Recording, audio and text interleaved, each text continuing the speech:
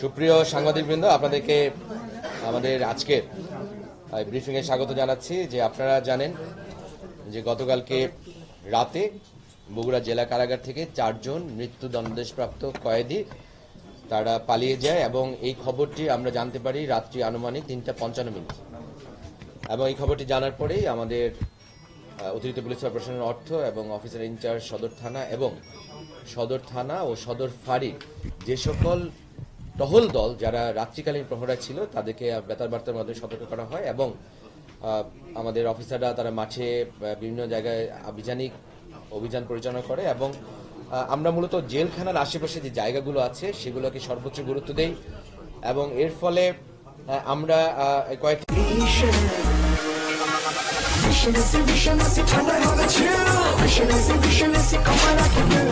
দলকে সেখানে বিন্যস্ত করি এবং আপনারা যে নিশ্চয়ই জানেন যে জেলখানার পাশেই করতা নদী এবং সেই জেলখানার সাথে একটি ব্রিজ আছে। এই 4 জন যারা পলাতক মৃত্যুদণ্ডাদেশপ্রাপ্ত কয়েদি তারা জেলখানার সংলগ্ন যে ব্রিজটি সেই ব্রিজ দিয়ে পাড়ি দিয়ে তারা জেলখানার নদীর ওই পাড়ে ওখানে চাষিবাজার এলাকায় তারা অবস্থান নেয় এবং তাদের পরিকল্পনা ছিল সেখান থেকে পৃথকভাবে তারা বিভিন্ন জায়গায় চলে যাওয়া, কিন্তু আমাদের সদর ফাঁড়ির সাব ইন্সপেক্টর খোরশেদ তার নেতৃত্বে একটি আমরা করেছি। তাদের একটি দীর্ঘমেয়াদী পরিকল্পনা ছিল, তারা পরিকল্পনা করে তারা 4 জন মিলে একত্রিত হয়ে কাজ করেছে। না, এটা এখনো আমরা তো জাস্ট মাত্রই তাদেরকে ধরলাম, মানে শেষ রাতে ধরে এখন আমাদের যে আনুষ্ঠানিকতা করতে হচ্ছে, আমরা তাদেরকে আরো নিবিড়ভাবে জিজ্ঞাসাবাদ করব এবং জিজ্ঞাসাবাদ সাপেক্ষে আমরা এই তথ্যগুলো সংগ্রহ করার চেষ্টা করব। ওখানে একটা ব্রিজ আছে যেটা জেলখানার মূল ফটকের পাশে যে ব্রিজ, এটা কারা কর্তৃপক্ষ বিবেচনা নেই, এটা কারা কর্তৃপক্ষ বিবেচনা নেই। আপনারা জানেন যে আসলে আজকে রাত 3:05 একটা ঘটনা ঘটেছে যে ফাঁসির দণ্ডপ্রাপ্ত আসামি আমাদের যে সেল ছিল সেলের ছাদ ফুটো করে 4 জন আসামি পালিয়েছে।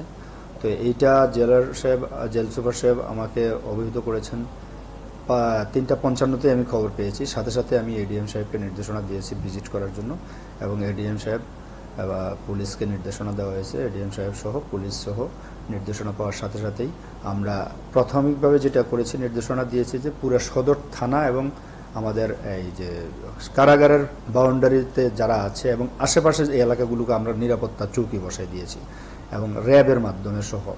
তো পুলিশ তাৎক্ষণিকভাবে রেসপন্স করেছে এবং রেসপন্স করে যেটা সদর থানাটাকে একটা চৌকির আওতায় নিয়ে আসছে এবং পুলিশের তাৎক্ষণিক রেসপন্সের কারণে 4 জনকে আমরা 4:30টার মধ্যেই গ্রেপ্তার করতে সক্ষম হয়েছি। ইতিমধ্যে 4 জনকে ডিবি কার্যালয়ে নিয়ে জিজ্ঞাসাবাদ করা হচ্ছে এবং মামলা দেওয়ার প্রস্তুতি চলছে। জিজ্ঞাসাবাদে তারপর বোঝা যাবে যে আসলে প্রকৃত তারা কিভাবে বের হয়েছে। বাকি আমরা জেলা প্রশাসন থেকে একটা তদন্ত কমিটি গঠন করেছি, অতিরিক্ত জেলা ম্যাজিস্ট্রেটকে প্রদান করে। এখানে পুলিশ সুপারের একজন উপযুক্ত প্রতিনিধি থাকবে, ফায়ার সার্ভিসের একজন প্রতিনিধি থাকবে, আমাদের গণপূর্তের প্রতিনিধি থাকবে এবং আমাদের র্যাবের একজন প্রতিনিধি থাকবে, আর জেলার কারাগারের একজন প্রতিনিধি আমরা রাখবো। এই তাদেরকে আমরা নির্দেশনা দিয়েছি যে আসলে কিভাবে ছাদ ফোটা হলো এবং নিরাপত্তার কোনো কোথাও ঘাটতি ছিল কিনা বা কারাগারের যে অভ্যন্তরীণ নিরাপত্তা সেখানে কোনো ঘাটতি ছিল কিনা ইত্যাদি এই বিষয়গুলো পুঙ্খানুপুঙ্খভাবে ফাইন্ডিংস আকারে আমাদেরকে দেওয়ার জন্য। এই ফাইন্ডিংস পাওয়ার পরে তারপরে আমরা যথাযথ ব্যবস্থা নেব। বাই দিস টাইম আমি পুলিশ সুপার মহোদয় এবং আমাদের গণপূর্তের এক্সিয়ান র্যাবের কোম্পানি কমান্ডার আমরা সকলেই পরিদর্শন করেছি এবং আমরা প্রাথমিকভাবে যেটা দেখতে পেয়েছি যেটা হলো, যেহেতু এটা ব্রিটিশ আমলের কারাগার, এখানে এই ছাদের যে সেলের ছাদগুলো আছে ছাদে কিন্তু কোনো রড নেই, সুরকির ছাদ, আর নিচে হলো পেভমেন্ট টাইলস। তো এই পেভমেন্ট টাইলসটা আমরা দেখলাম যে পেভমেন্ট টাইলসটা বের করে ফেলেছে, বের করে সেখানে একটা গামছা পেতে তারা বসে মনে হচ্ছে আর কি বেশ কয়েকদিন যাবৎ আস্তে আস্তে চেষ্টা করেছে।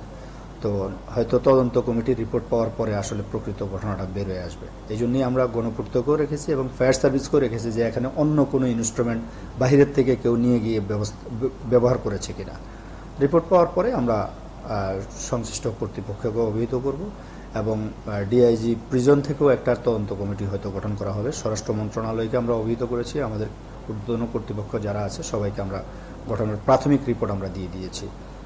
আজকে আমরা তাৎক্ষণিকভাবে নির্দেশনা দিয়েছি, জঙ্গি আমাদের 2 পাশে 2টা জঙ্গির সেল আছে, মাঝখানে ছিল ফাঁসির আসামি, তো 2 পাশে আমাদের 2টা জঙ্গির সেল আছে। তো আমরা তাৎক্ষণিকভাবে নির্দেশনা দিয়েছি যে নিরাপত্তা বাড়ানোর জন্য নিরাপত্তা আমরা বাড়িয়েছি এবং চৌকিটাও আমরা বাড়ানোর জন্য আউটডোরের যে চৌকিটা সেটাও আমরা বাড়ানোর জন্য নির্দেশনা দিয়েছি। আমি একটা নির্দেশনা দিয়েছি যে পিছনে আমাদের একটা জায়গায় চৌকি থাকে, সেখানে 2টা চৌকি করার জন্য আমরা নির্দেশনা দিয়েছি। তারপর এডিশনাল আইজিপি প্রিজন আসতেছে, উনি আসলে ডিআইজি প্রিজনও আসছেন, ওনারা আসলে হয়তো ইন্টারনালি আরও কিছু নির্দেশনা দিবে।